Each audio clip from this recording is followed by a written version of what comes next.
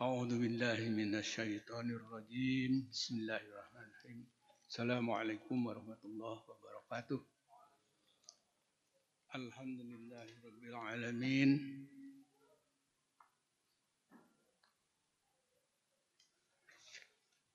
أنزل هذا الكتاب هدى للمتقين أشهد أن لا إله إلا الله وأشهد أن محمدا عبده ورسوله لا نبي بعده Allahumma sholli ala Muhammad wa ala Muhammad. Rabbi zidni ilman warzuqni fahman. Hadirin sekalian, mari sebelum rawatib saya ingin ngobrol-ngobrol ibadah. Insyaallah mudah-mudahan bermanfaat. Secara perasaan pribadi timbul harga diri itu ngapain sih? Ustadz bukan, cuma dokter kok mau-maunya.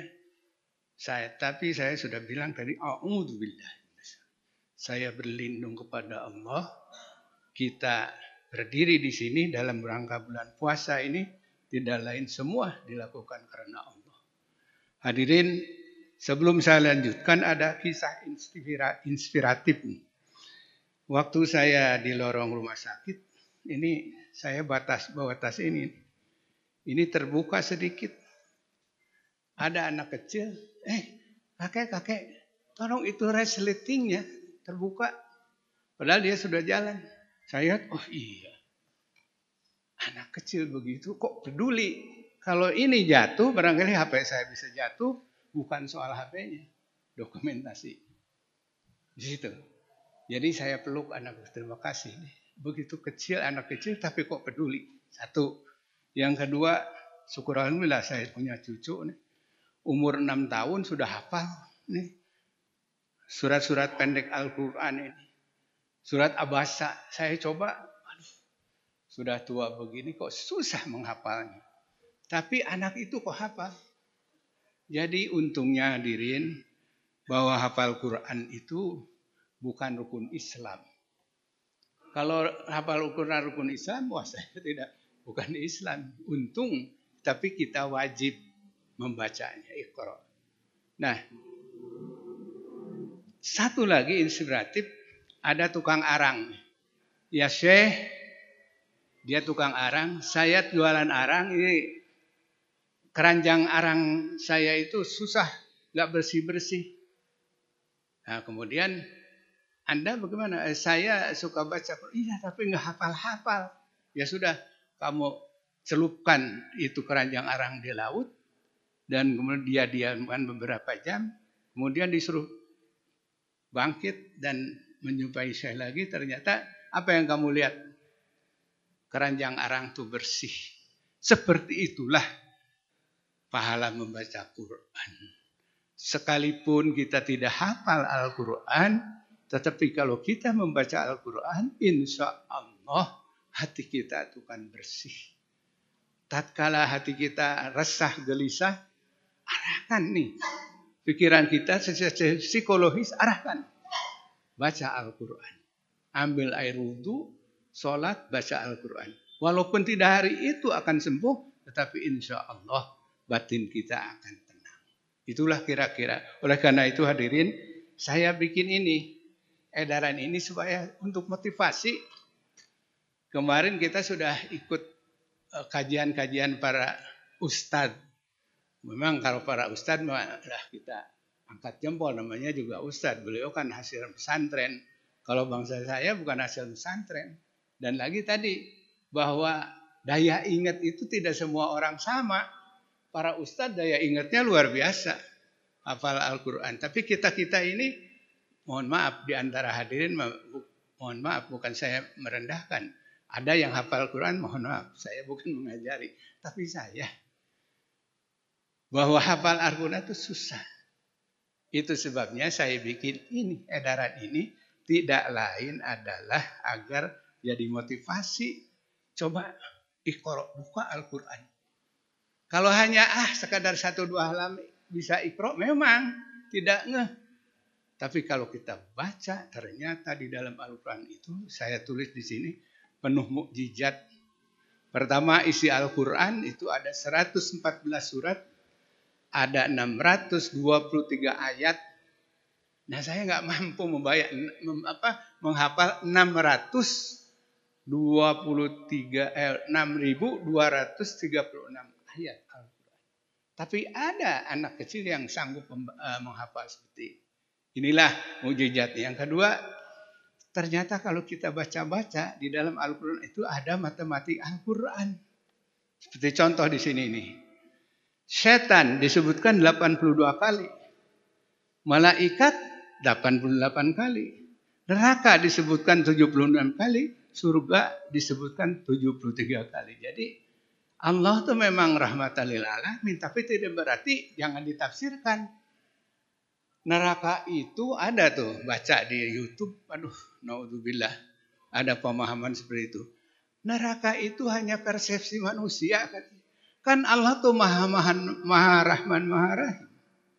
Masa tega menghukum manusia di neraka?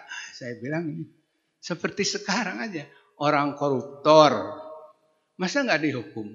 Orang nyolong ayam aja dihukum, masa koruptan triliunan nanti dia hukum dimanfaatkan? Orang yang jelas-jelas membunuh orang, masa nggak dihukum? Bukan tidak adil. Oleh karena itu, di dunia mah, semua pun penegak hukum bisa dibeli, segala macam. Tidak adil. Tetapi insya Allah di akhirat itulah kehidupan yang benar. Oleh sebab itu di sini saya tuliskan, baca di dalam Al-Quran ini. Ya, ini ada orang saya tulis, karena ada orang mu'alaf, dia baca-baca Quran itu terus sampai benar-benar. Ternyata dia menemukan ini. Ampunan ada 234 kali. Hukuman mah memang sunnah cuma 117 kali. Kemudian ini yang menarik nih. Daratan dunia disebutkannya 13 kali. Lautan 32 kali. Secara sains memang fakta bahwa lautan itu lebih luas daripada daratan. Aneh, tuh kan? Kemudian perempuan di dalam Al-Quran disebutkan sampai 23 kali. Laki-laki itu 23 kali. Kalau dijumlah adalah 46. Dan itu jumlah kromosom. Gen manusia itu di dalam sel itu ada 46 kromosom. 42 autosom, 2 seks kromosom. Sesuai itu, aduh, itu ahli androlog segala mempelajari ini, ya Allah, betul-betul dia kagum. Kemudian saya baca lagi Wolfgang, itu sains dari Jerman tahun 1749, dia penyair terkenal dunia, makanya ada Goethe, itu ya Goethe, von Goethe 1749-1832. Dia membuat syair, membuat buku, dan mengagumi bahwa Al-Quran itu adalah kitab dari segala kitab. Dan belakangan dia lebih cenderung ke Muslim, katanya di dalam syair-syairnya itu memuji-muji Al-Quran. Kenapa? Karena sudah, ya itulah tadi, bahwa di dalam isi Al-Quran itu betul-betul mengagumkan. Hadirin, Quran ini adalah hudan, tadi saya katakan bahwa ini petunjuk. Tidak mungkin ini jadi petunjuk kalau kita tidak baca. Dan ini jadi sumber ilmu utama kita. Beragama bukan berdasarkan adat, tapi harus syariat. Sumbernya adalah Al-Quran, Sunnah, dan ijma ulama. Karena itu supaya ini jadi hudan, pelajari. Semakin sering dibaca, semakin digali di dalam isi kandungan, insya Allah akan semakin beriman. Sekali lagi, kalau memang hanya permukaan yang dibaca.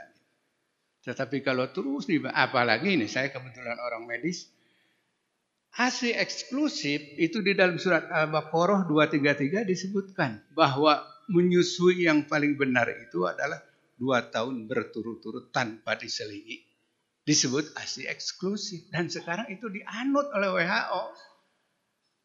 Kalau punya anak menyusui itu harus 2 tahun. Dan itu menjadi alat KB juga.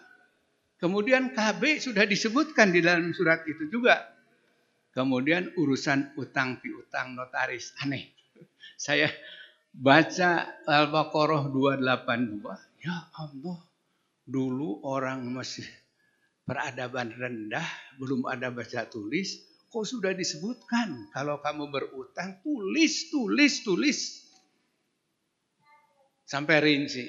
Walaupun ini sama saudara, tidak. Kalau itu namanya utang, namanya jual beli harus ditulis. Itu Quran, bukan hadis lagi, Quran. Ternyata sekarang itu dipakai sebagai notaris. Kalau kita ada jual beli, kan selalu notaris. Ada sewa menyewa, notaris. Karena apapun perjanjian harus tertulis. Kemudian psikologi psikiatri tadi sudah saya sebutkan. Dalam keadaan resah, gelisah, ambil air wudhu, baca Quran. Nah hadirin, kalau kita mengerti benar-benar, banyak manfaat baca Quran Iqra, apalagi ini di bulan puasa. Oleh karena itu tolong ini dibaca, kemudian ini sebagai trigger aja, benar nggak? Buka lagi Al-Quran. Astronomi, ilmu hisab, Yasin yang menjadikan ilmu hisab sekarang itu dari Yasin nomor 39. Bahwa matahari beredar di dalam garis yang tetap dan selanjutnya. Jadi intinya mohon Quran ini dibaca, jangan hanya merasa cukup 1-2 pelajaran Iqra saja, hayati amalkan lahu, sampaikan sekalipun hanya 1 ayat. Semakin sering dibaca, insya Allah semakin beriman bahwa Al-Quran itu betul-betul firman Allah yang wajib kita amalkan. Dan yang terakhir, bahwa manfaat Iqra itu, inilah sarana ibadah mumpung bulan puasa. Baca 1 huruf Al-Quran itu dapat 10 kebaikan. Di bulan puasa mah, kalau kita baca 1 ayat lebih. Kalau baca 1 juz, luar biasa. Apalagi di bulan puasa. Karena itu, saya sudah katakan minggu kemarin, dalam bulan puasa harus ada target. One day, one juz. Jadi tamatkan. 1 hari, 1 juz. Kalau bisa lebih. Dan bukan hanya kuantitas, kualitas juga perhatikan. Dengan tartil perhatikan, tajwidnya, makhrajnya, dan selanjutnya. Mudah-mudahan apa yang saya sampaikan ini ada manfaatnya. Kita lawan kemalasan. Semua itu pasti ada setannya. Setannya selalu mendengarkan ceramah ini aja. Ngapain sih? Ustadz juga bukan. Itu. Tapi insya Allah kalau hati kita sudah ikhlas, didorong dengan semangat, kita melawan setan. Sepanjang kita berhasil melawan setan, ibadah itu akan nikmat. Barakallahu wa lakum, mudah-mudahan ada manfaatnya. Subhanaka wa bihamdika asyhadu an la ilaha illa anta astaghfiruka wa atubu ilaik. Assalamualaikum warahmatullahi wabarakatuh.